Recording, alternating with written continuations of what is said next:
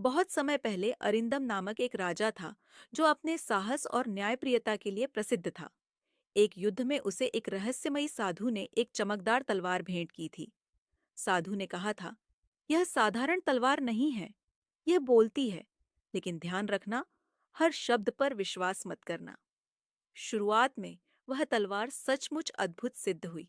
जब भी राजा युद्ध पर जाता, तलवार धीमे स्वर में उसे चेतावनी देती, शत्रु बाएं छिपा है या धोखा दाएं से आएगा। तलवार की सलाह से राजा एक के बाद एक विजय प्राप्त करता गया। पूरा राज्य उसकी बुद्धि और पराक्रम का गुणगान करने लगा।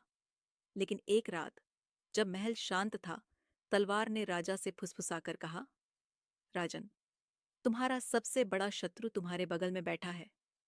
अगली सुबह राजा ने अपने सबसे विश्वसनीय मंत्री को बुलाया, वही जो हर समय उसके साथ रहता था।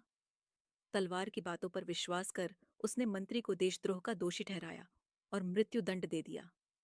कुछ दिनों तक राज्य में शांति रही। फिर एक रात तलवार फिर बोली, राजन, अब तुम्हारा शत्रु तुम्हारे भीतर बैठा है। राजा भयभीत हो उठा। उसका मन अशांत रहने लगा। वह सोचने लगा, क्या सच में उसके भीतर कोई दुष्ट शक्ति है? उसने अपने ही कर्मों पर संदेह करना शुरू किया। जब भी कोई निर्दोष व्यक्ति उसकी आंखों में देखता, उसे लगता कि वह राजा को चुनौती दे रहा है। धीरे धीरे उसका विवेक मरने लगा। एक दिन उसने तलवार से पूछा, सत्य बताओ, तुम कौन हो? तलवार ठंडी हंसी हंस पड़ी। मैं उस हर निर्दोष आत्मा की प्यास हूं जिसे तुमने मुझसे मरवाया है। जितना अधिक रक्त बहाओगे, उतनी ही भूख मेरी बढ़ेगी। राजा के हाथ कांप उठे। उसने तलवार को फेंकने की कोशिश की, पर तलवार उसके हाथों से चिपक गई।